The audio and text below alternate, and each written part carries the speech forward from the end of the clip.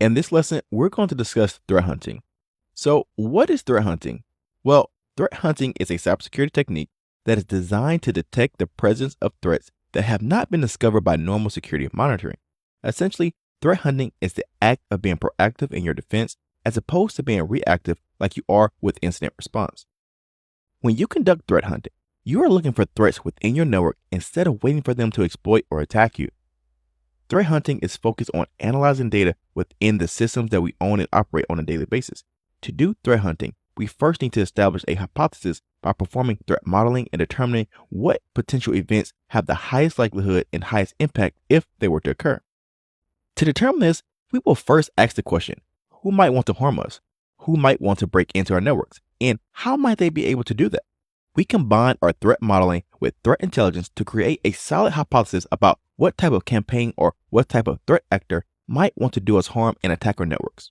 Then, we move into profiling threat actors and activities by creating scenarios that show how a prospective attacker might attempt an intrusion and what their objectives might be. Here, we want to answer some basic questions like what TTPs might they use, who wants to harm us, and are they an insider threat, a hacktivist, a criminal organization, or a nation-state APT? Based on the answers to those questions, we will determine what their objectives might be and what systems they might be trying to get. At this point, we can now start our threat hunting on the network. Remember, threat hunting is going to rely on the use of tools developed for regular security monitoring and incident response. So we're going to analyze the logs, look at information about our processes, our file systems, and our registry, including what has recently changed on our different hosts and servers. This information is usually going to be consolidated inside of a scene for us, and our threat hunters will spend a lot of time in the security information and event management systems to correlate the data and analyze it. So you might ask, what is different about threat hunting as opposed to the normal monitoring that your network and security operations centers are already performing? Well, the biggest difference is that with threat hunting, we begin with the assumption that our existing rules have failed to create an alert for something that may be malicious or suspicious. Your normal sensors do a great job of detecting well-known TTPs that already have signatures created and applied to our defensive systems, but threat hunting is looking for new things that may not already have signatures created for them. So, when we are doing threat hunting, we are looking for those things that aren't being detected, things that have bypassed the rules, things where the query just isn't returning the data that we expected. This is really the central premise that we are using when we're conducting threat hunting. Remember, our existing TTPs and indicators of compromise in our defensive systems are known because someone identified the bad folks doing bad things. But the threat actors also know when their TTPs are becoming well known, and therefore they will modify their tactics to try and avoid detection. Our goal as threat hunters is to try and detect them anyway, which is why we use threat hunting to find new tactics, techniques, and procedures for threat actors and create new indicators of compromise. Because of this, threat hunting is challenging and quite difficult to perform, but it's well worth it.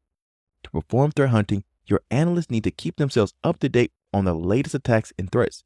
To do this, they will need to use advisories and bulletins, intelligence fusion, and threat data. Advisories and bulletins are published by vendors and security researchers when new TTPs and vulnerabilities are discovered.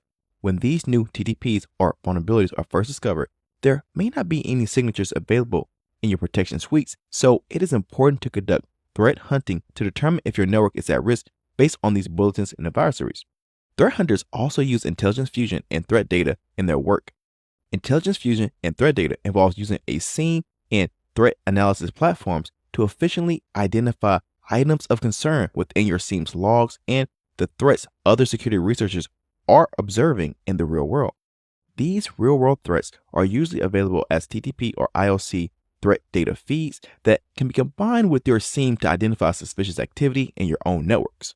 Now, let's take a quick example of how threat hunting works. Pretend for a moment that we just received threat intelligence that told us that the Windows desktops in a lot of different companies have been infected with a new type of malware out there in the wild. Currently, there are not any malware definitions available for this new threat. Based on the details that we find in the advisory or bulletin, we can begin threat hunting in our own network.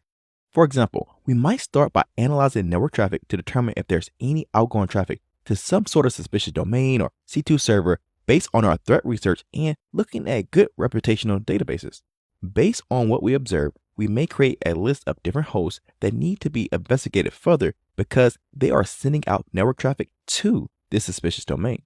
Then, when we look at those hosts, we might analyze the executable process list on those hosts, seeing what programs and services are being ran and which ones are opening that network connection. Then we need to ask ourselves, are these valid connections, or was this something suspicious that needed to be investigated further? If it is suspicious, we will move on to analyzing other infected hosts. As we look at these different infected hosts, we can start to see if there's any similarities between them. Are they all running the same malicious processes? Are they all using different processes as a method to avoid detection? Finally, we can start identifying the method that the malicious processes on those different hosts actually executed. What allowed it to start?